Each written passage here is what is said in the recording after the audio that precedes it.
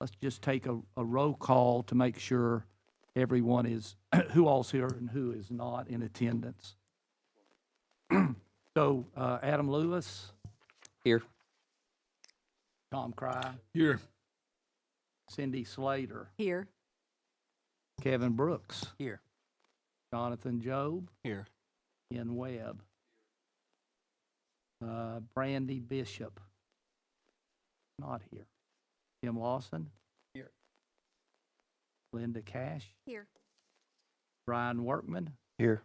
and David Rollins is not here. Well, thanks for everyone being here. This is by far our largest attendance, and I appreciate everybody coming. Our first order of business would be to take a look at, if you haven't already reviewed, our minutes from September 12th. If you would take a few minutes to look at those, and then I'll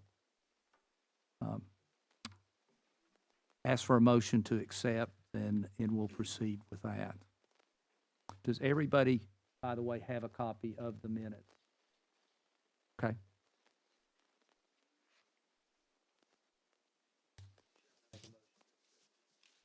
Okay. All right. Any discussion after looking at those? I did have a chance to look at those, and I do have a comment or two. Just a few brief corrections. Let me get over here to that.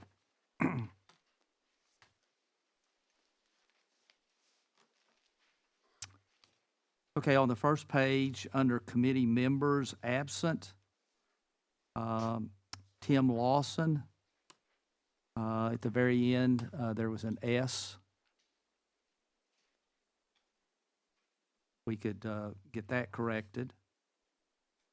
And then, under others present, it's got Blake Mylan. I believe that's Mylan Blake. Is that correct? Okay. Yeah, the paper copy should reflect those changes that was handed out today. Oh, that has been Couple correct. of grammatical things that we found after we sent it. Okay. Let me just touch the two others that I've got, just to make sure that, and then on page 4, my page 4, the very first item there where it said Brian Workman, I think that was Adam Lewis.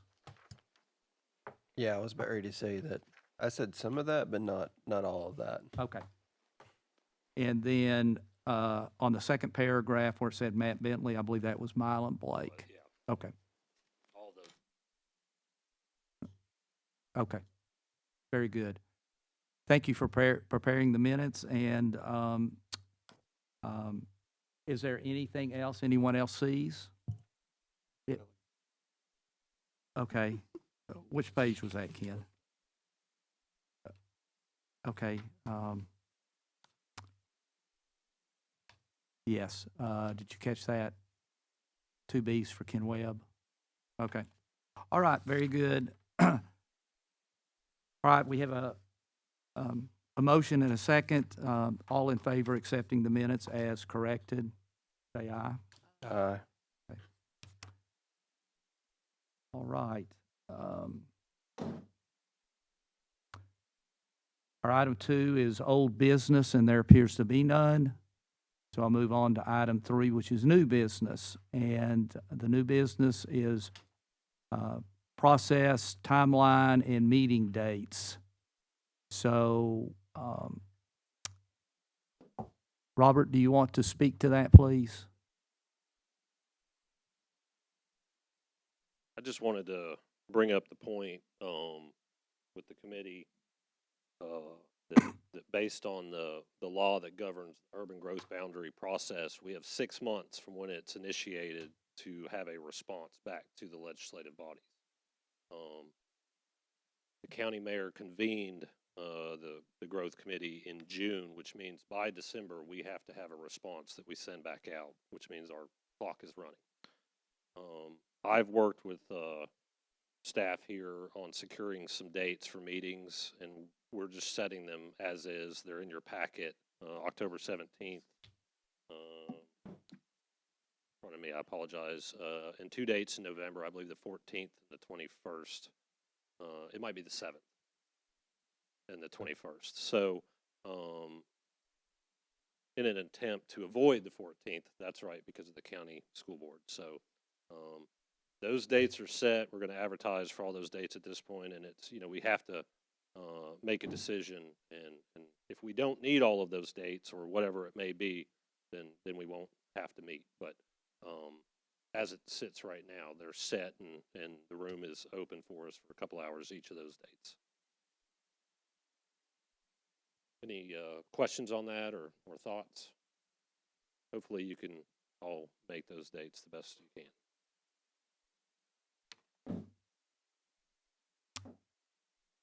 Okay, do I have a motion to accept these dates? And then we'll have some discussion. So move. Okay. All right, do we have some discussion? I know we all have our own calendars, and I already have a conflict with the next meeting, but we can cover my place, I think. So, anyone else see anything major? Could you repeat those dates for me? Sure, I've got this memorandum, so it would be October 24th, which I think is next Thursday, November 7th, and then November 21st. I don't know that it affects everyone, but the EDC meets at 3:30 on the 7th. Economic Development Council. Anybody else need to go to that? Does that affect you, Adam? It would me. Okay. That is the November 7th, the TSBA conference is June. in Nashville, so I would not be available. Okay. Okay.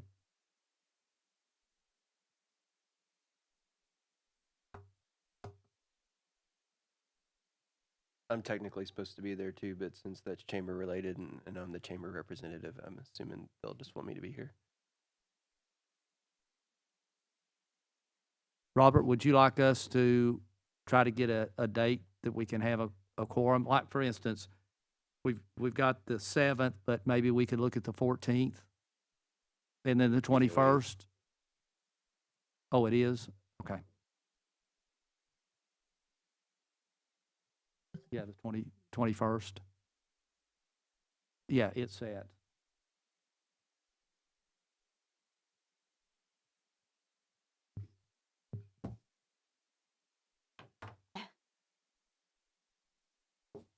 I think, I recommend looking at the 13th.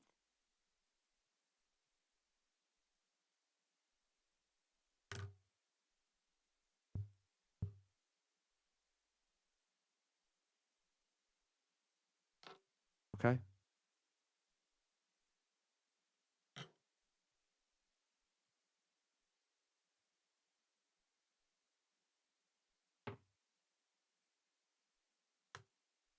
I'm out of town on the 13th, but if I'm the only one not available on the 13th, that's fine.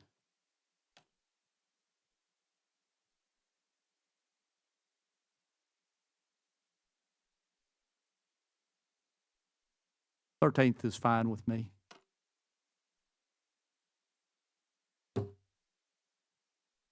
Thank you for the suggestion. Good. We'll see if that can work. So it looks like we're going to shoot for the 24th, November 13th, and November 21st. Okay, that sounds good. Yes, the 7th to the 3rd. Is that correct? The 7th to the 13th? Yes.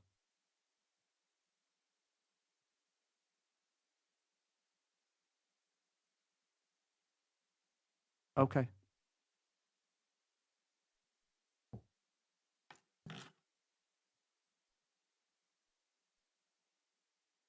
Okay.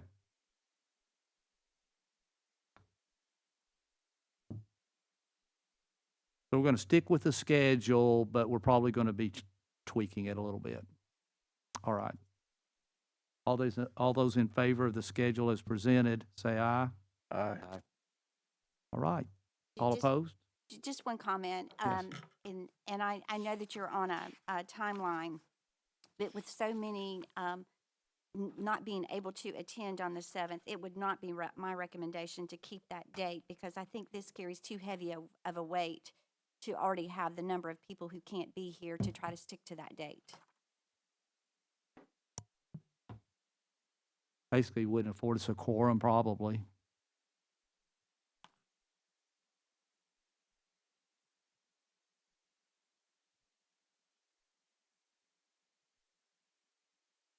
We'll try to make that change.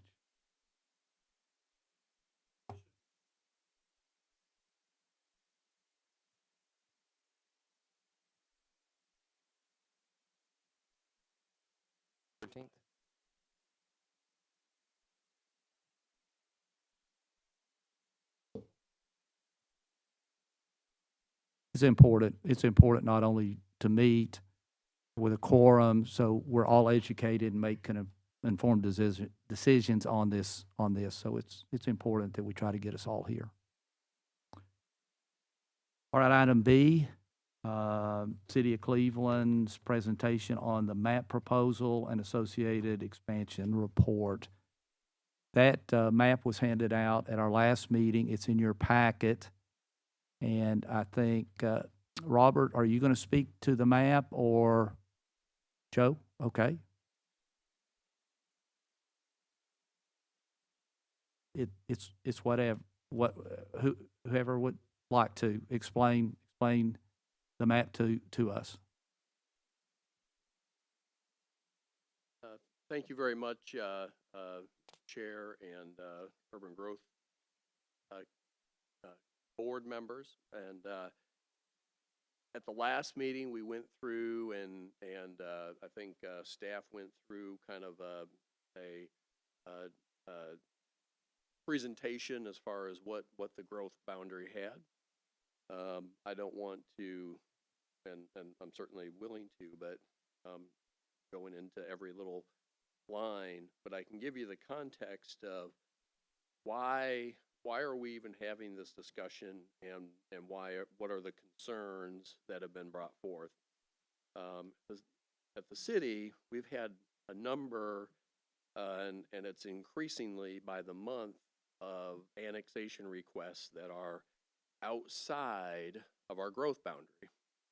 Our growth has grown in a lot of areas right up to where the growth boundary is, and so people want access to sewer generally, and a lot of the times the answer is, and even if we can provide sewer, like, well, it's not within the growth boundary and we don't have that opportunity to bring that into the city and let you do the development that you want to do. So telling those private property owners that you can't develop your property at least with city sewer. We have found an option to, it's called annexation by referendum, that allows us to annex outside of that growth boundary. I can tell you from the city's perspective that we are not interested in using that as a mechanism to grow or to have annexation, because it's not necessarily, we don't think it's the partnership that we need. I think from the city's perspective, and the mayor and the other city representatives could share, that we prefer to be able to have a partnership with the county. If you have your growth boundaries and there's an annexation request within those growth boundaries, that means that there's a partnership and there's a negotiation between the county commission and the city council on, is this in the best interest of the city and the county? What the law says, if it's within that area, that we have to negotiate roads, public safety, who's going to cover what, and we think that that's the appropriate way for the city and the county, is to have those conversations on those annexation requests, which are face-to-face conversations therefore, on trying to figure out that. Having an expanded growth boundary map allows for those conversations to happen.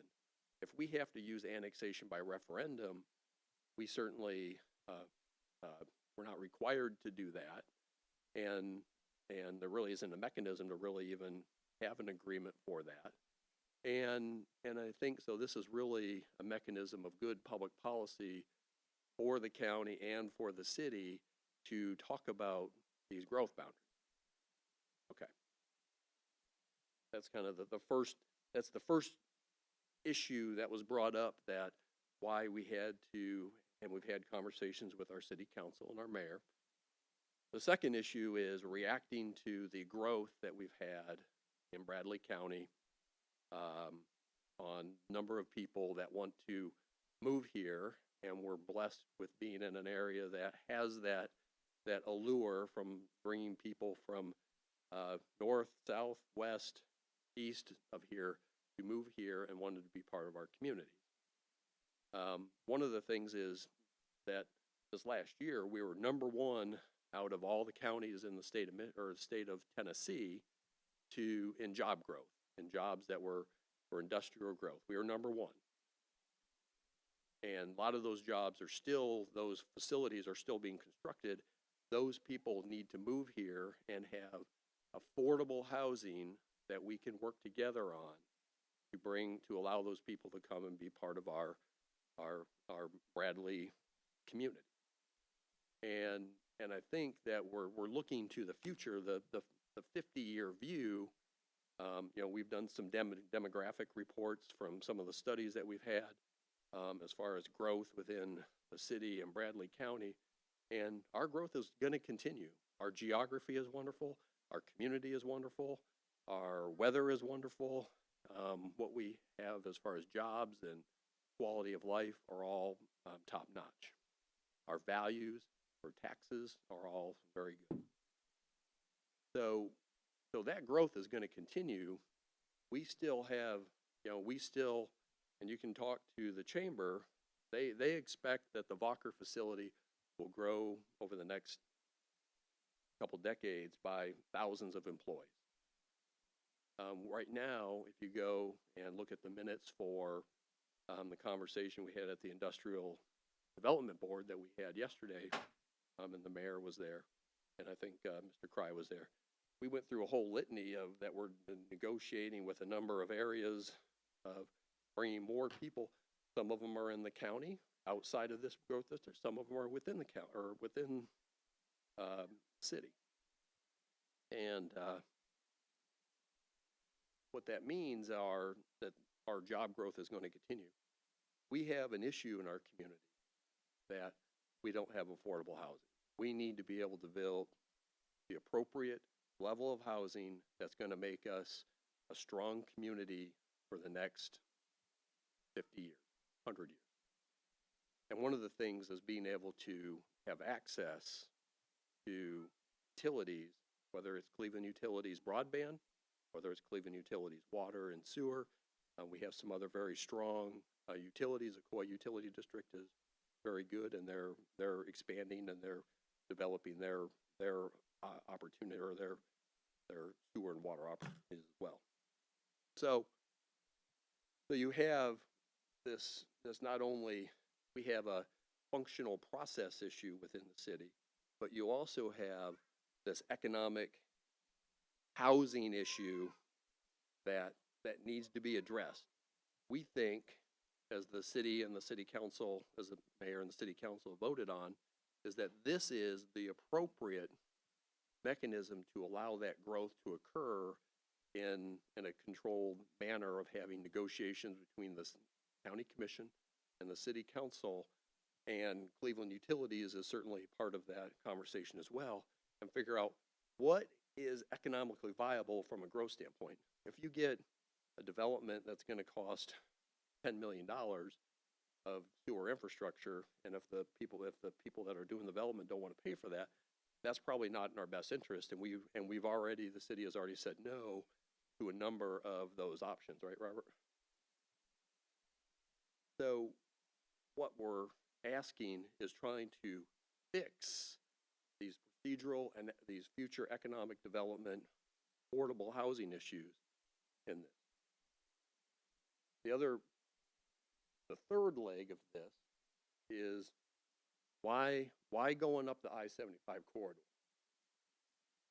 And that's economics. The city has invested, the city ratepayers have invested in sewer infrastructure all the way up that corridor that is some of the best in East Tennessee, because we have our sewer treatment plant out near Hiawassee River. All of that area has very easy, very affordable access to sewer infrastructure through that whole, from Frontage Drive to Mouse Creek, and areas that's in there is we spent tens of millions of dollars on that sewer access. And we think that it's the best interest of the development community and the county and the city to be able people to develop in those areas, especially when you have Walker that's going to grow. You have probably 1,000 acres of developable land that's already being marketed for industrial development up in that area. And I think that that's a key part, is to be able to use infrastructure that is already there, that we don't have to invest to do that. And that doesn't mention that I-75 is there and you have some road infrastructure. All right, so those are the three legs of the stool on why we are here having this conversation. Before I address any questions, if there are any, does everyone have the map in front? It's on the last page of what's given. We're actually not I want to give the thought process on where these lines came from and what is it. And we went over a little bit this at the last was it a board or committee? I think it's a board. Committee meeting. So if you go way up on, if you know where up where the jet port is,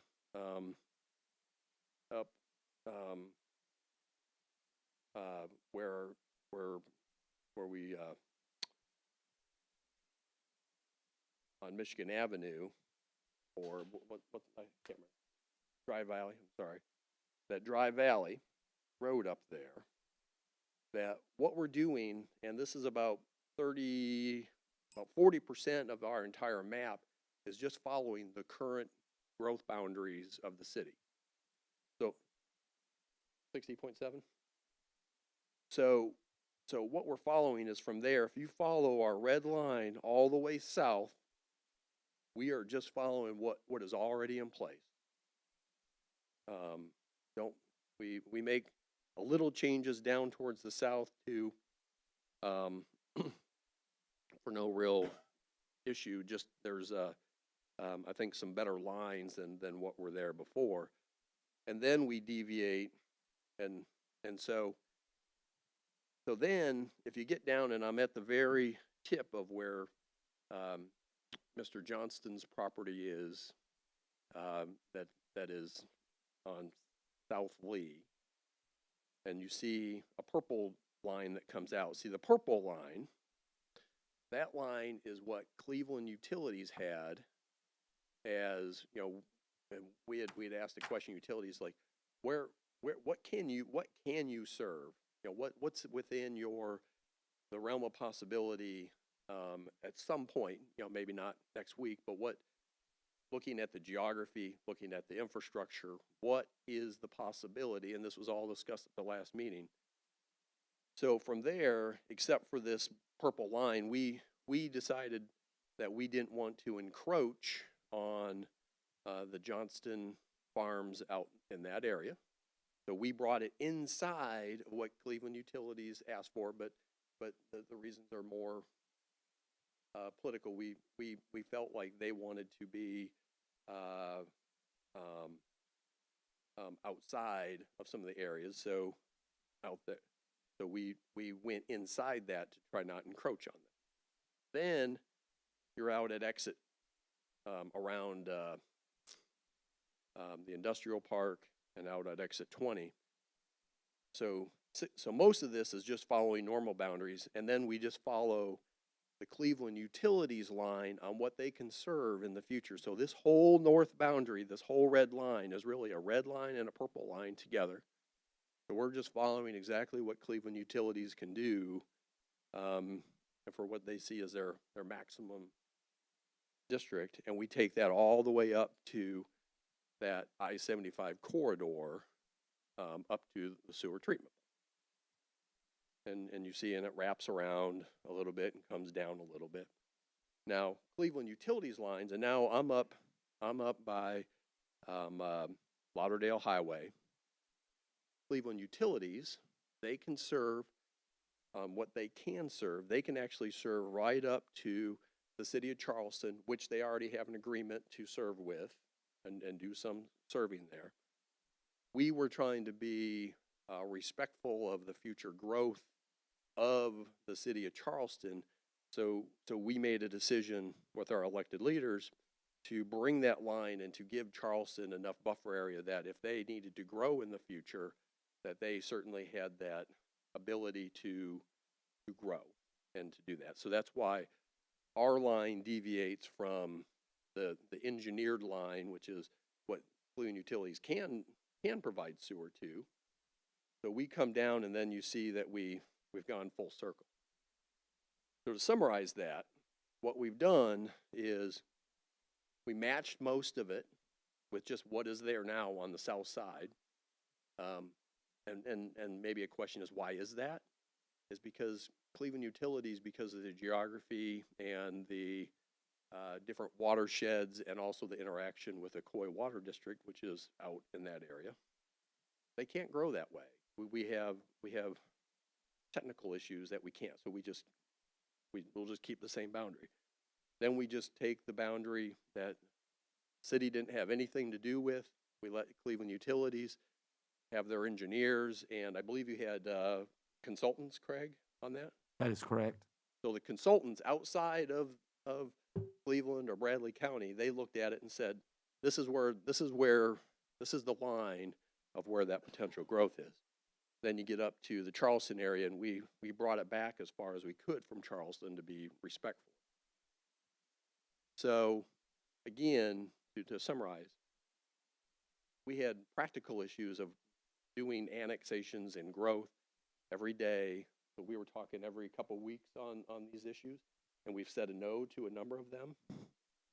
We have our future of affordable housing, economic development, providing, if you're within this area,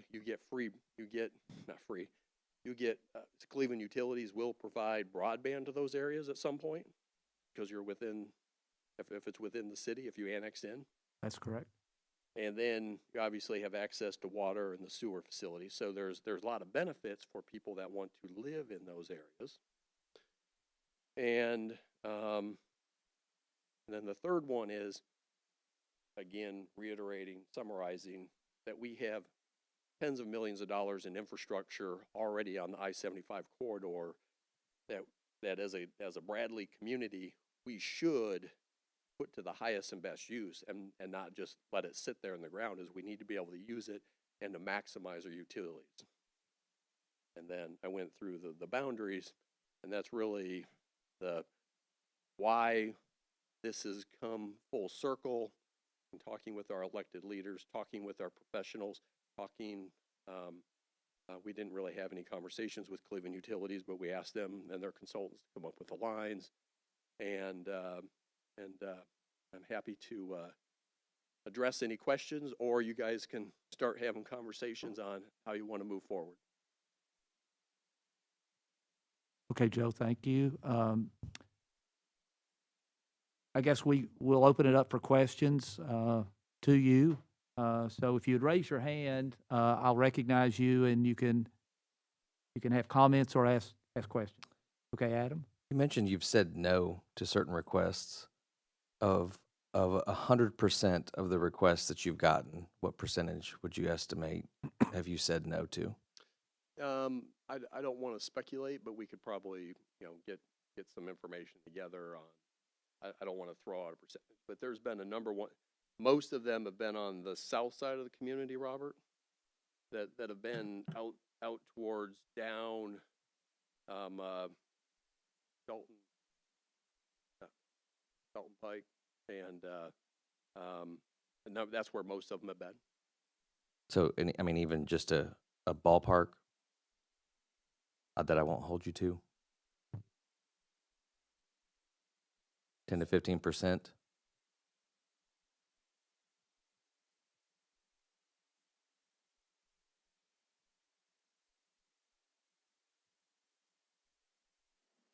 Still talking to us, you know, what would make you reconsider that kind of thing? I mean, it's ongoing conversations. Growth, as you know, is constant. So, What percentage of those requests are property owners that are interested in selling their property versus developers that already own the property and wish to annex for development purposes? We'd have to go back and look at it. It's probably a mix, wouldn't you say, Robert? it's a mix. There's some property owners that are staying there that want certain services. It's all of the above, if that makes sense. Other than the desire to take advantage of city services, are there any other reasons why people are requesting annexation into the city?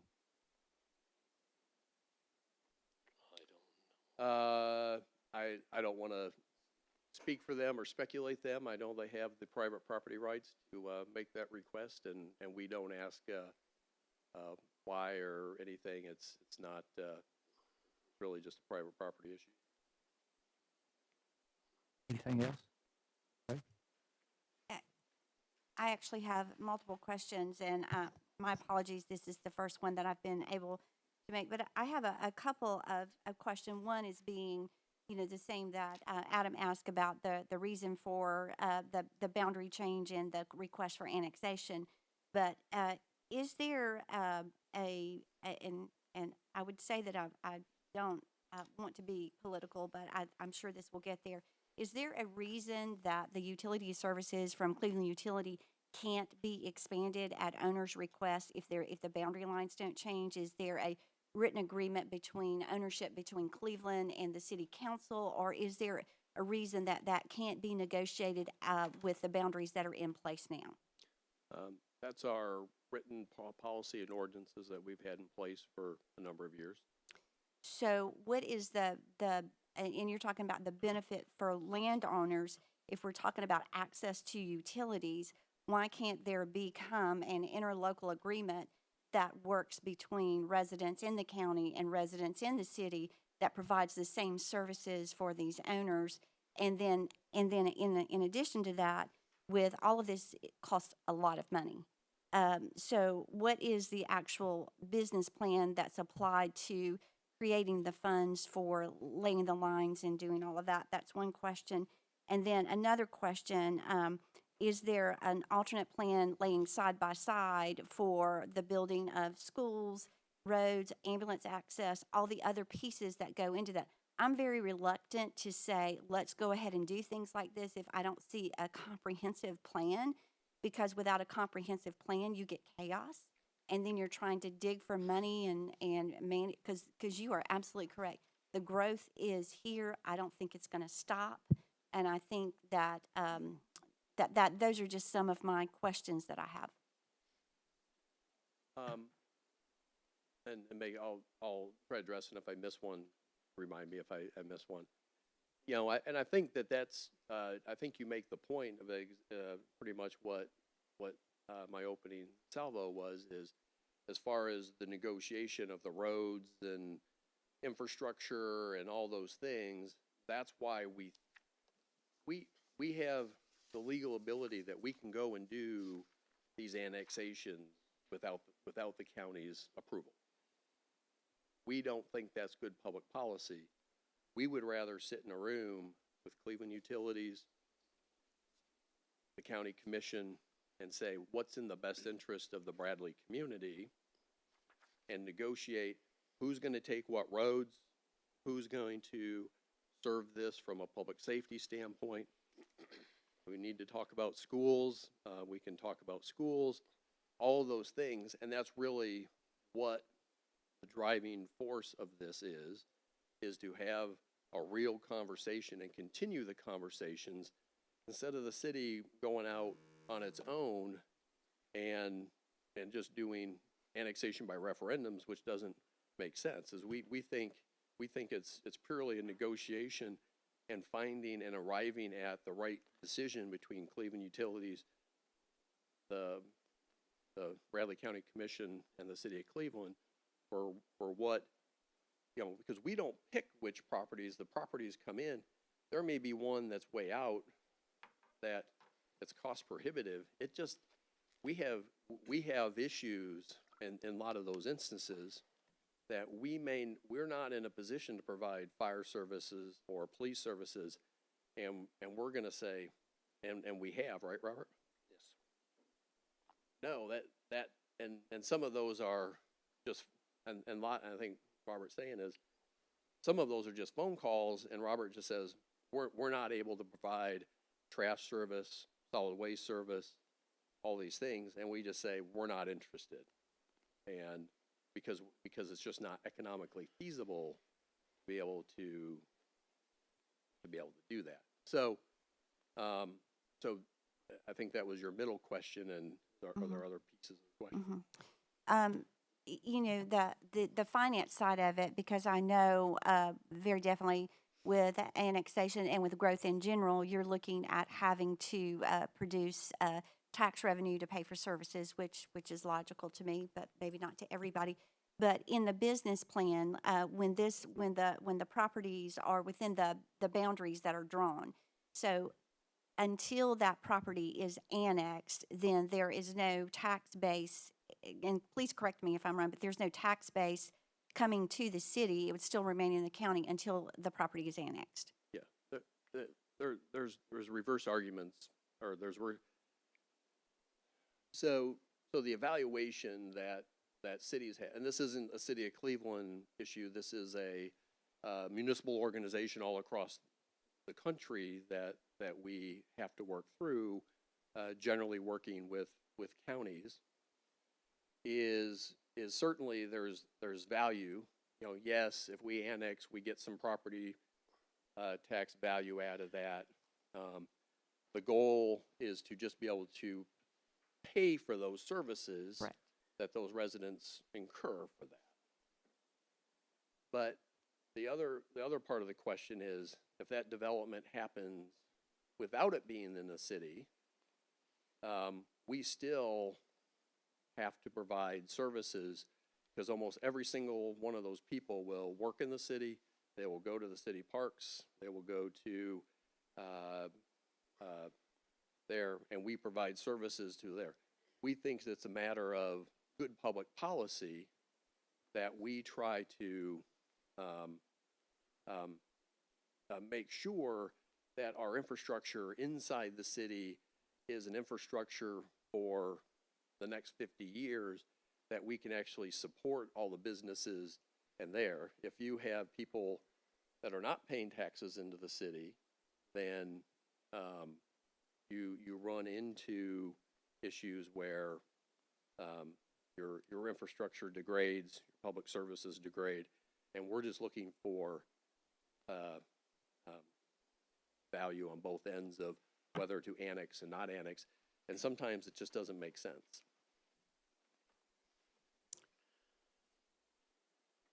So just for clarification, right now, there has not been a situation where there's been a meeting between the city and the county, whoever that may be, to talk about plans for how do we, let's just say that this, all of this growth pattern happens, but we still don't have a plan for a collaborative plan, actually, for schools and roads and all of that.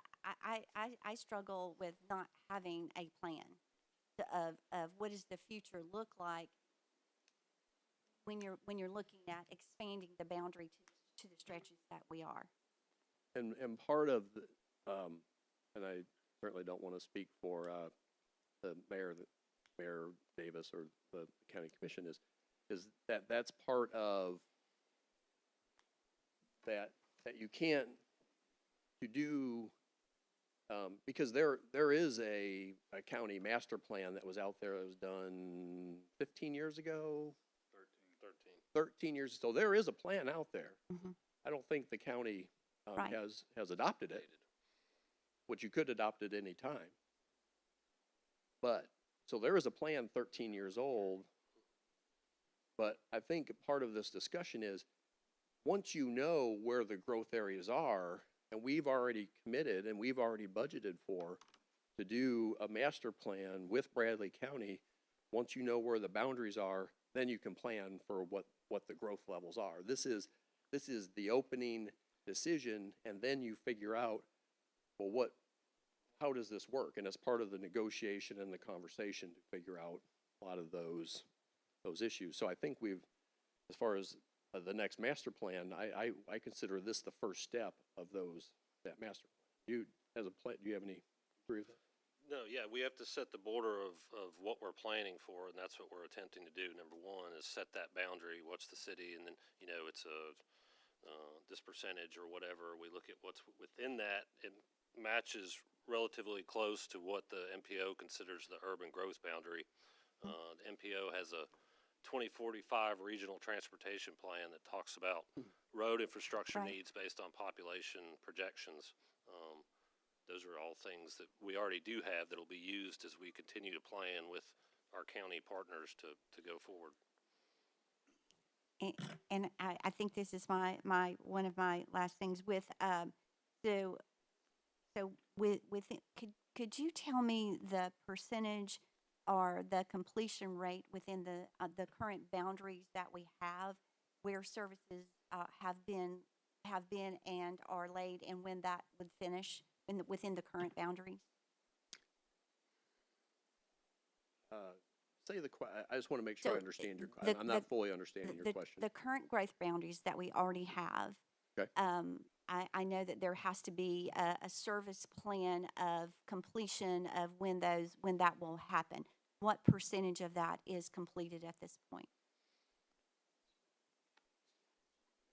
Yeah, the service plans, and forgive me, I'm trying to answer your I think it's question. just annexation of the properties that have been annexed. Yes, every annexation has a service plan, a plan of service, that when indicated, it talks about who's gonna provide all the services. And then, and all of them are provided on day one, unless I think that's it. Trash, police, fire, so 98% of them. The only one that I believe that lags is the sewer, which they have an 8-year period to be able to bring sewer to that location, and that's a state law.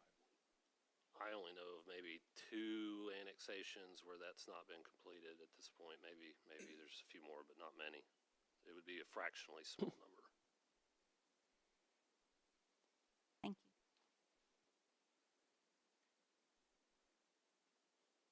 you. Okay, Tom. This is my first meeting, and I'm not familiar with the 2 representatives from Charleston. Are they present, or are they, okay? We do have them, got one? None? Yeah. My concern is the boundaries for, I'm sorry? But he's not the representative. Okay, I'm concerned for the city of Charleston because they're not on the board here on their boundaries. And I would like to ensure they've had new leadership up there, and I'd like to see that the 2 representatives that were originally scheduled are replaced by members of the current leadership in Charleston, if we could. I'll leave that up to the chairman, but the boundaries for the city of Charleston, and I have trouble making out your red lines on the boundaries. How far out Lauderdale Memorial Highway does the city of Charleston go? Is it with their current, are you asking about their current urban growth boundary. Well, I'm assuming the red is the proposed, isn't it? The red is That's the proposed by the city. The green is the existing Charleston because we've not gotten anything from them Okay. yet. but we're- I think Charleston needs to be able to present their own desires. They need to grow, so they don't even have 650 people up there in that town. They need to have enough revenue to get something done up there. But that's the one thing, and Joe, I think the world of you, get along with you great. I get along with Mayor Brooks great, but I can assure you there is a lot of ill will in the county on this referendum, and I totally agree with you that we don't need it. But I would like to propose down the road before we finish that we have an interlocal agreement between the city and the county to that effect, that we won't use it. It would it would cure a lot of potential issues when we come to a vote, when it comes before the county commission. And that's all I've got. Okay. Thank you, Chairman Cry. We had, and I guess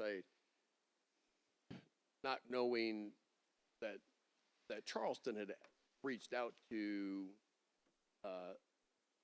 not the people on the board, but had reached out and asked us, and we had some conversations with Charleston, and you are 100% correct, and we would be glad to meet and have conversations with. Our goal with this, and you can hear from our elected officials, that we want to do everything to, within reason, to assure that Charleston has the ability for future growth and to make that happen. And that's within reason, with what they can actually accomplish with their sewer and water abilities, that we as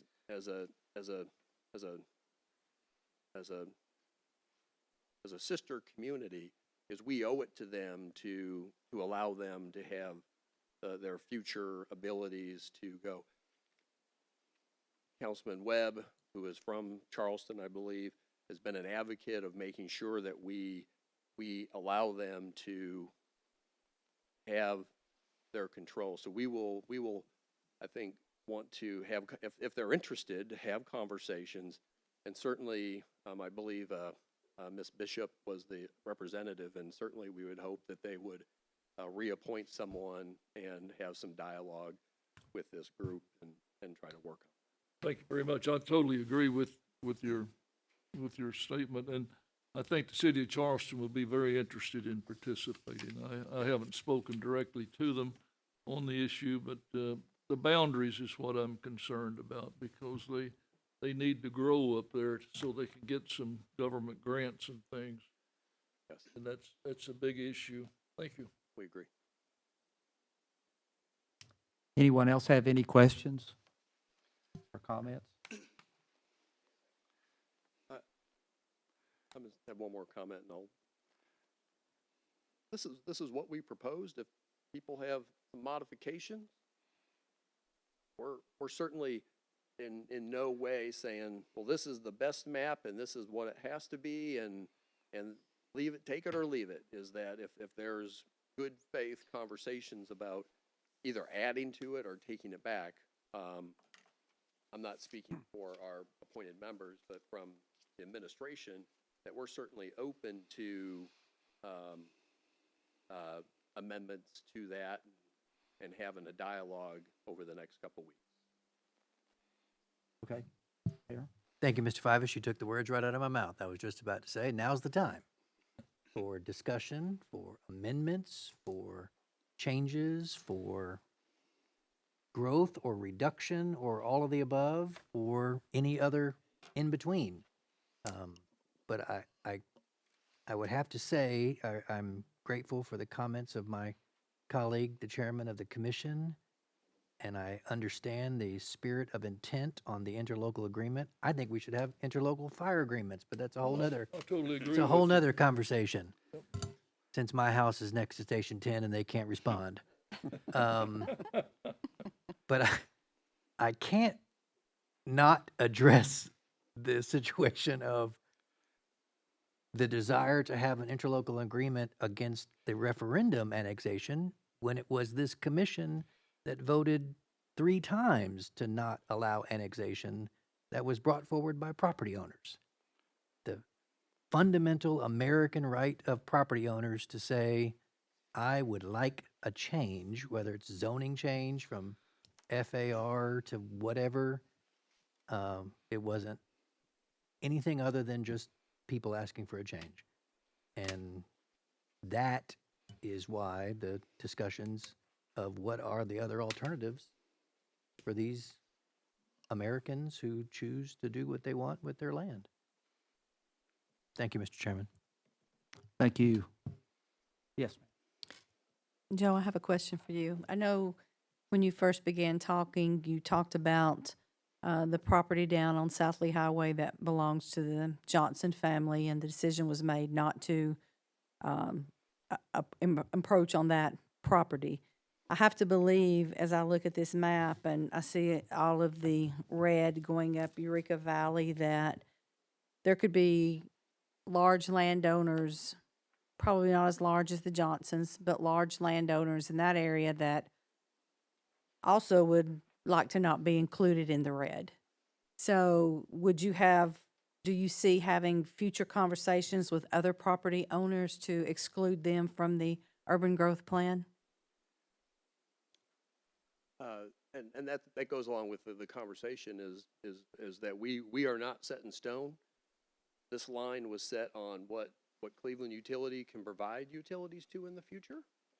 If there's ways that we can work with property owners, county commission, city council, Cleveland Utilities, that we're certainly open to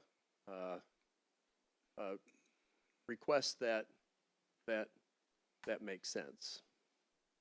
I think if I just think that's out of matter of fairness that we do that. And keep in mind, I just want to mention, just because it's in the urban growth boundary, that this is a planning tool. It doesn't mean it gets annexed. This is not an annexation question. No one's getting annexed unless they personally request it. If some of these large property owners wanted to sell their property for development or whatever, that the cost benefit analysis might tell them to remain. It's not about annexation. We just want to plan for a level of service within a certain box. Yeah, and I don't know if the feed can hear what Robert said, but it might be the most important thing that was said today, and I'll reiterate it. But what Robert Varnell said was that that what this is no annexation. This does not commit anyone to doing anything with their property that they choose not to be in.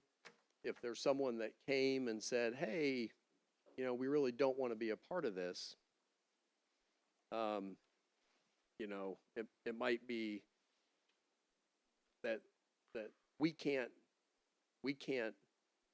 unilaterally go, even if it's in this district, and let's say there's a big property owner or a property owner that doesn't want to be in it, we do not have the legal authority, we do not have the legal ability, we have no interest in annexing someone against their will. So even if they're in this and they don't want to annex, then there's no concern with that. But there might be some economic reasons why they may want to be there.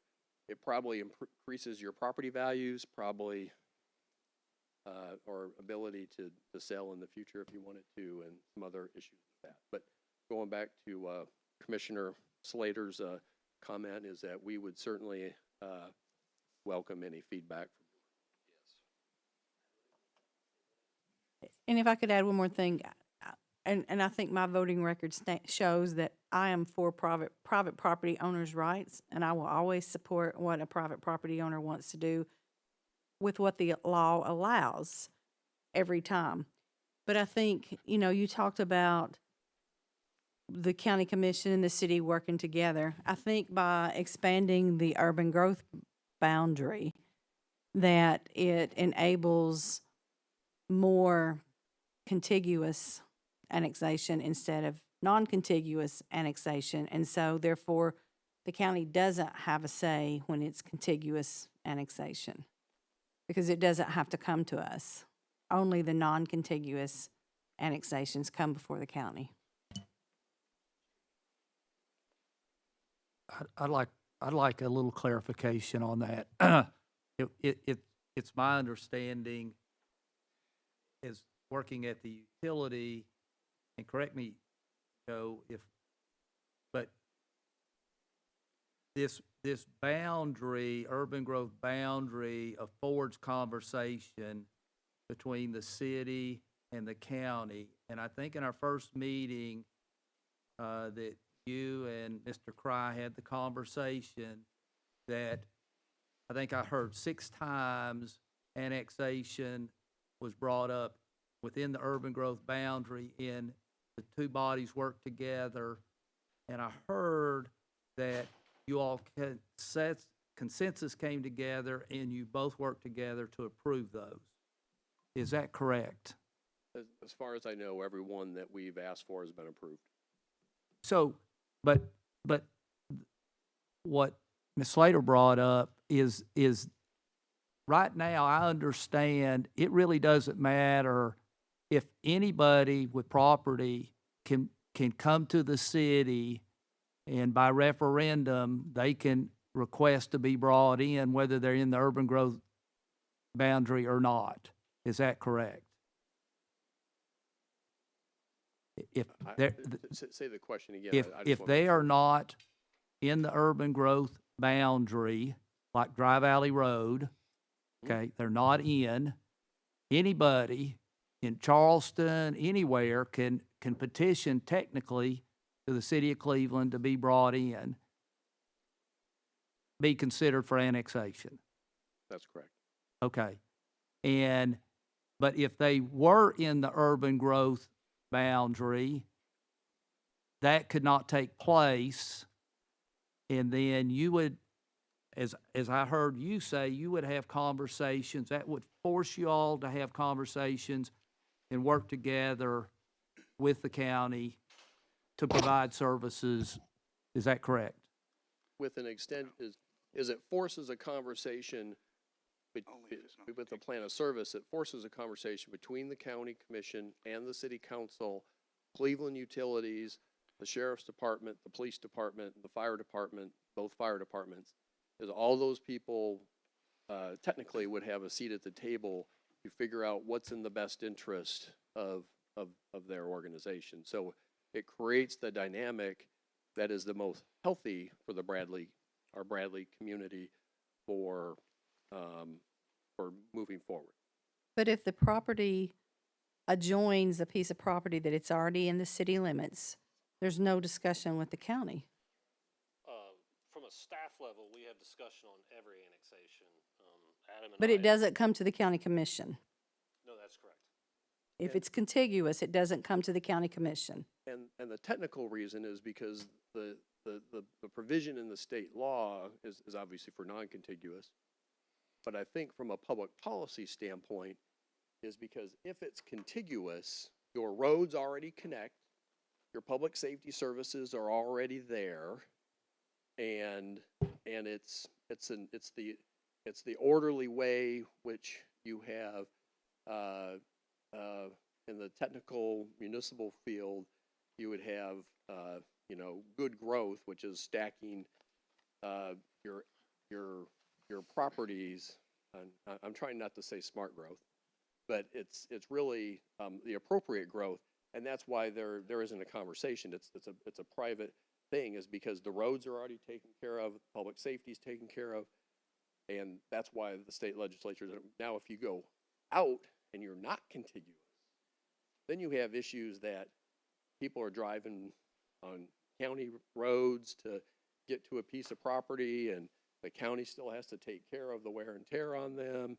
They may have issues with public safety, and those are the conversations that are very important that I think in the 6 times that we've done it, we've reached a favorable inclusion between the county and the city. And it might be more. Mr. Chairman. My understanding has always been when it comes to the interlocal agreements, it's not, the commission at that point is not voting to approve or deny the annexation. That decision is made by the city council. The only decision that's being made by the county commission at that point is an agreement to the plan of services. Agreeing to who will take over emergency services, who will take over infrastructure services. Yep. So at no Which point, by law, you can't have an Yeah. annexation without a plan of Correct. service. so it in effect, in theory, could kill an annexation request because, as you mentioned, it is required. But at that point, the property owner would have other recourse if they wish to. Well, we always work towards Right. consensus and. It's never and don't- happened, and so my hope would be that it never does. I feel like we've reached a point where, we can continue to have philosophical discussions that probably won't change many opinions up here or out there. But we've got some nuts and bolts that we've got to start putting to this. I'd like to see us, I know that I don't know where it falls in the timeline, but I know that part of the requirement for this plan is that public hearings are held. And I don't know that there's at least a minimum of 2 that's required. I don't think there's a maximum. But as I think it was Ms. Slater mentioned, we've already heard that at least one large property owner has had an input on where these lines are drawn. There was no direct communication. We look back at the conversations that happened the last time we did that. Okay. We've had no direct conversation Okay. with them. We look back at the record and say, Yeah. well, we'll just try to avoid that conversation. Well, so either way, I hear what you're saying. Either way, as a voting member of this committee, I don't know that I feel comfortable putting forth something without having heard from the public. And so, in whatever format or method we need to do the following, I would propose that we make this map publicly and widely available and accessible online. And that we encourage and set a time for at least one public hearing before we, as a body, consider what we're going to do. Because as I look at this map, I'm generally not against the idea. But I also don't want to just rubber stamp something if there are property owners out there that, as we said, don't want to be included in the growth boundary. Never mind the fact that they would still have a choice, even if they were included, whether or not to be annexed. But I think that context is going to be important. It should be important for all of us before we make a decision. So I'd like to propose or ask that we also look at scheduling a public hearing, and maybe it's one of our regular meetings. I'm not suggesting we add extra dates, but maybe we take the next an official, take one of our official meeting dates and hold a public hearing. The last thing I want to do is take a vote and then after the fact be tagged with the fact we didn't give people the opportunity to participate in this process. Thank you, Adam. All I can do is call on my experience from the last time we went through this process. And there were 2 meetings, 2 public meetings that I recall. Those happened and were scheduled at night to afford the public time to attend those meetings. And so there is a formal process to do that, to set those meetings. We'll set some dates, times. There were people that voiced concerns and properties were pulled. If you look at the map now, there's some white areas in the blue, even within the urban growth boundary, kind of on the southwest portion. So we will definitely make that happen. I do have another, Brian. This question's for Bentley and Robert as the two planners. And I haven't been on committees and done all this before necessarily for this type of thing. I'm with the chamber, so mostly what I care about is a new industrial park and where to stick it. But my question is, this plan really doesn't change annexation all that much. People can still ask for it. You can deny it or approve it. It really just points your focus on where you're looking to where you're going to put services in the future, or where you could put services in the future if asked. Yeah, when we do a consolidated plan as a county, city, as well with the city of Charleston, it gives us the ability to say that it's likely that development that occurs within this area the city's gonna have to be prepared to service that.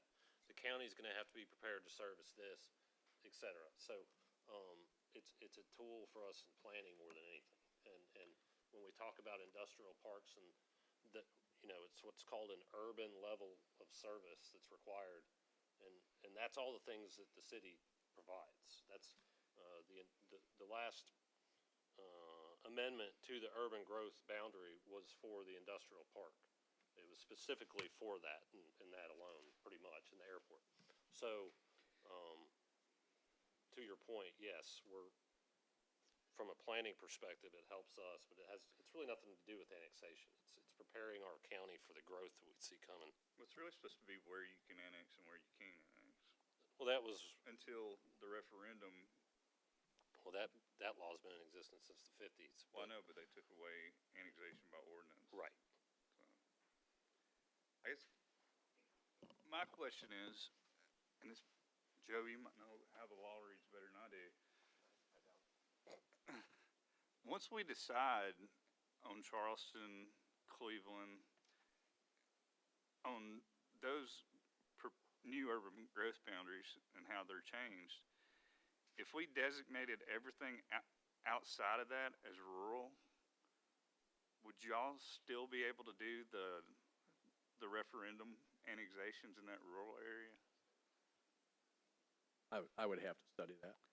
Yeah, me too. Because that might satisfy Tom's concerns without an interlocal agreement. Yeah, I mean, I don't have a vote, and I don't necessarily speak for the council nor the mayor. I can tell you from just how difficult the process is and how it's not good public policy, we have no interest in doing an annexation by referendum again.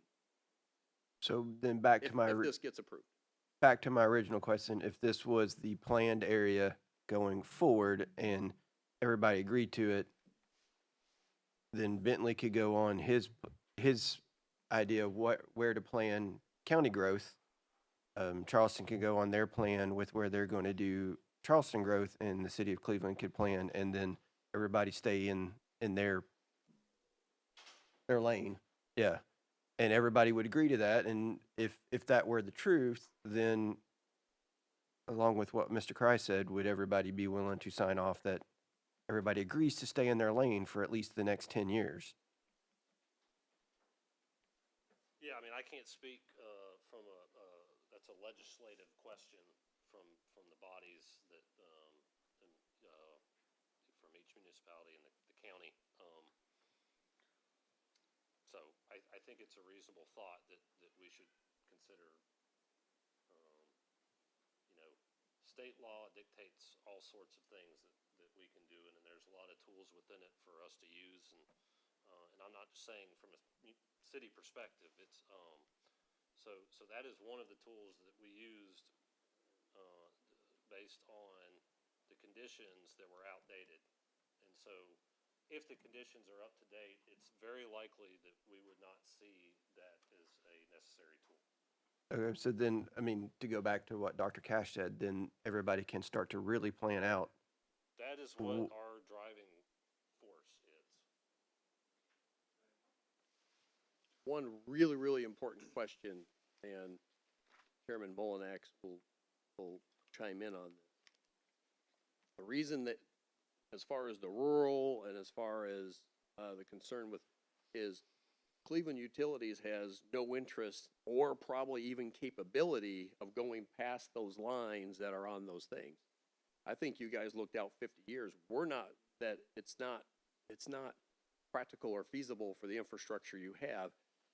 I mean, that's why we can almost assure anyone that we're not really going to go past our utility district boundaries, because it's just not economically feasible to do that. The three annexations that are referenced in the referendum process are all within this existing boundary. So what I'm saying is your line is really the line that we really can't go across because we can't provide services out. You are correct. In our world, we have started a process of looking at I would consider hopefully close to finite boundary for providing public sewer, and it's within this area that you see, and it's governed by topography. We also have water service areas that go as far as Charleston. It kind of area up. We provide water to Walker Valley School and beyond. So we have water service areas that are already in existence that far outside of our sewer service areas. So we adopted a plan to set a boundary for sanitary sewer. And you can see that if you saw a sewer map, I mean, some of these boundaries that we've got outlined that we're finalizing a master plan on are still extremely far out there.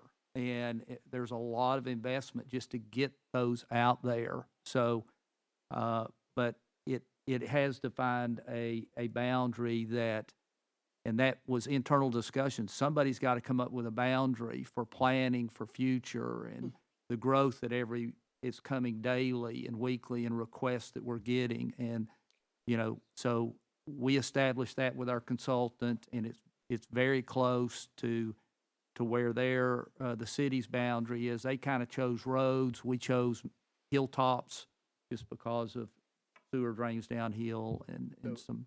So just to crystallize that, anything beyond the purple boundary that Cleveland Utilities had, that the city has city has went and looked, is most of those lines are on these ridges that you're not getting sewer over them. There's not enough economics available to get over some of those. Is if you're worried about further migration of city boundaries outside of what's on that, it's not functionally feasible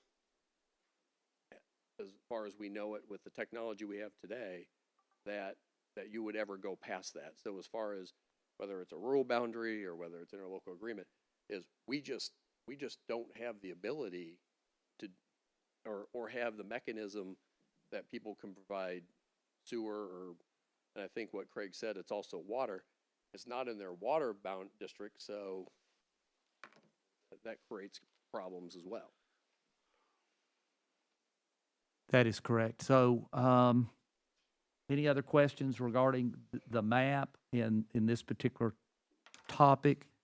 One thing that I would point out, I know it's 5:15, but there's also included, I believe, in everyone's information, the City of Cleveland Urban Growth Boundary Expansion Report. So that is something that I would encourage. Do you want to talk about that now, or do you want to just have everybody? This is, it's in draft form still, Okay. and will be finalized once we have a clear picture of what the boundary, is. It's based on, existing services and the, expansion of them. And it's more just for your reading pleasure, and then we will get in depth on it, at one of these next few meetings. Okay. All right. Thank you. I guess from my perspective, I would like to hear from the board. I think the city has explained this, and I'm sure they would be glad to explain or try to answer any questions, anything else that anyone has. But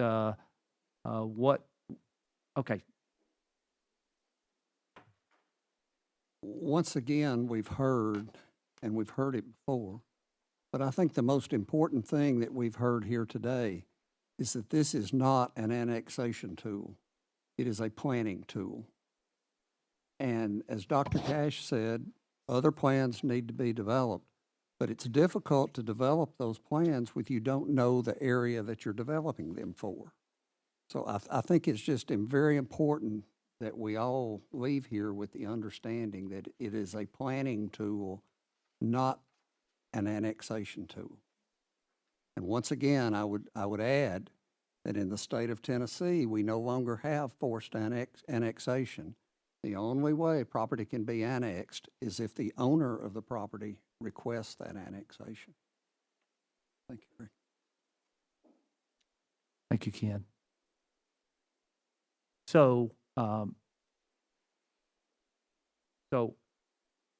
that, as Adam brought up, we need to move towards, in my mind, some type of a consensus on the boundary, working towards a boundary so we can take something to a public meetings and things like that. But I would like the group to, if between now and our next meeting or in the next couple of weeks, we just need to get to the point to answer everyone's question, to be able to make a decision, informed decision, and bring it to some type of a vote, and then see where it goes from there.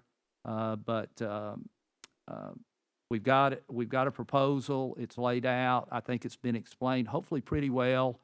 But if we need to explain, answer any of these questions, the connection of annexation concerns, I know that's all there. But from our perspective at Cleveland Utilities, we're getting requests for properties to be taken in how to provide services, and they're not in the urban growth boundary of anybody anymore. They're not in Charleston's urban growth boundary. They're not in the city of Cleveland, Bradley County's urban. They're not anywhere. They're just out there, and people are wanting to grow outside of these areas, and they're wanting. The key is sewer, public sewer, and they're wanting that sewer out there, and it's very challenging for us. Can we make it happen? Sure. It's costly to do that, but then it's hard to do that because we don't have some things in place and things like that. So we went ahead and started planning, and we would like to do the same here if we can. So in the near future, is there anything anybody needs to see or understand or whatever that we could have staff bring to us? I'm fine if you present this one for a public hearing.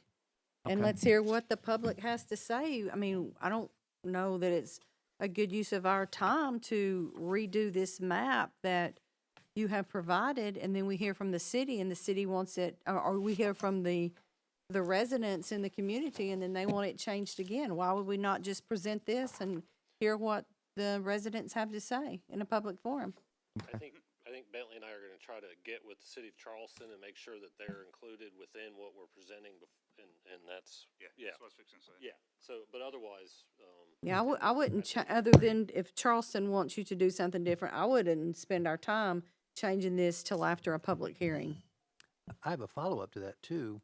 In addition to the public hearing, Adam, thanks for bringing that up earlier. Could we not just add to our current agendas to all meetings, just one of them as public comment? I see, Amy Conley Moore was here earlier.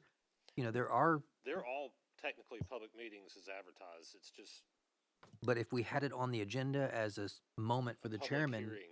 Yeah, public comments, if there is someone here at I'll every include it. meeting going forward, and then we could very clearly say, we have asked for as much public. I regret that we didn't do that 2 meetings ago. And we can make sure Grant gets it in the newspaper as well with his article. I think he had to leave, but Is this map online? No. How quickly can it be put online?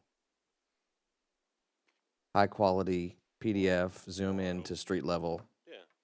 Well, I'll have to get with IT on exactly what, size it'll be, but yeah.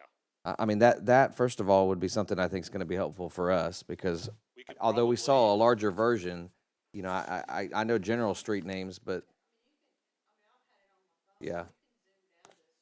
It would be nice to have that online, We may but include it in our GIS portal Yeah. online, which is very functional. I guess my only other question is what are we going to be doing next week? Can we schedule and have a public hearing that quickly? Because I'm with Commissioner Slater. I know of no reason to amend what I see on paper right now. But I want, before we finalize, or I vote to finalize a proposal to the municipalities and the county commission, want to hear from the public. So I don't really know, unless we're prepared to do that next week, my question is, what is next week's meeting about?